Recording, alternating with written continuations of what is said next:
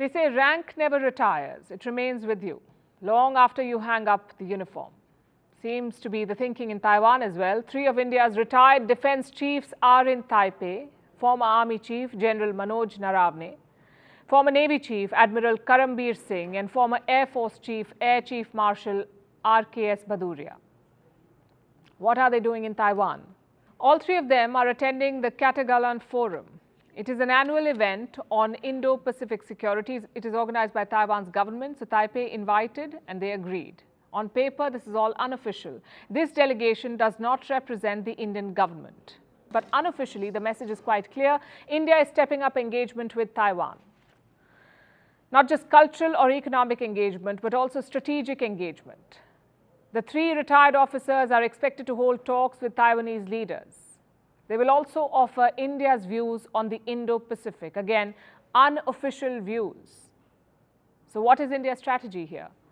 Well, we do not have official relations with Taiwan. We follow the One China policy officially, meaning India only recognizes the regime in Beijing. But under Prime Minister Modi, the relationship has changed. In 2014, he invited Taiwan's representative for his swearing-in ceremony. It was considered a bold move. But in 2019, for his second term, there was no such invite. This was before the clashes in Galwan. India was still hoping to salvage its relationship with China. But after 2020, the change is more prominent. Taiwan's Deputy Trade Minister visited India in 2022.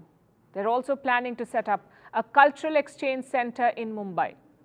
2 of them already exist in Chennai and New Delhi. Why is India doing this? Just a dozen countries in the world recognize Taiwan, so why is New Delhi pursuing closer ties with a de facto pariah? For 3 major reasons. 1 is the China factor, of course. Taiwan is an easy way to needle China. It can reduce Beijing's focus on Ladakh and the border with India, sort of like a 2-front distraction. The second is investments.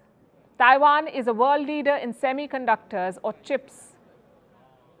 They make up around 60% of all chips and around 90% of the most advanced ones. So India needs Taiwan's help to become a chip hub. It's easier said than done though. Taiwan's Foxconn was supposed to build a chip plant in India. The project was worth $19 billion. But last month they pulled out. Was it a setback? Yes, it was.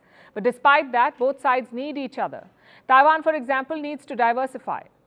In 2010, around 80% of their foreign investment went to China. It was far from ideal. Your biggest threat cannot be your top investment destination.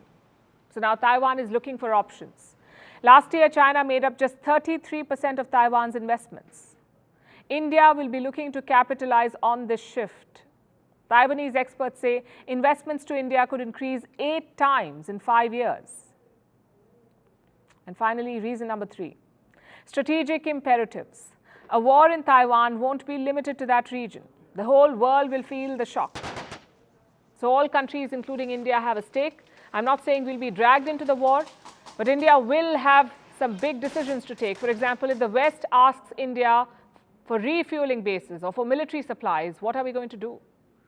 What if China mounts a 2-front offensive to keep New Delhi engaged? How do we counter the chip shortage? All these questions will have to be answered.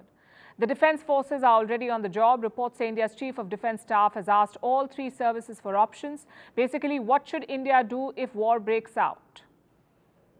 That's where unofficial diplomacy is so important. You can exchange ideas, you can compare plans. You can also get information about your enemy's weaknesses.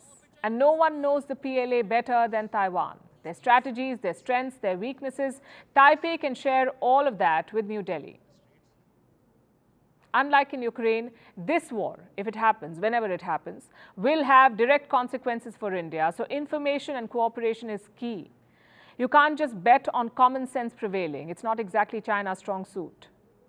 Just last week, they released a new documentary on a possible invasion on Taiwan, a possible invasion. The documentary is called Chasing Dreams. It has 8 episodes in total, very detailed ones too. They feature interviews with multiple Chinese soldiers. All of them said the same thing.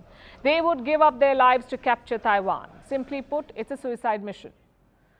So we can never rule out the possibility of a Chinese attack. We've seen how bad their economy is. Who knows, maybe Xi Jinping will want a distraction. So India needs to be prepared for all scenarios, including the worst case scenarios. I know it's impossible to shift away from the one China policy, but diluting it is very much possible, and that's something India is certainly looking at.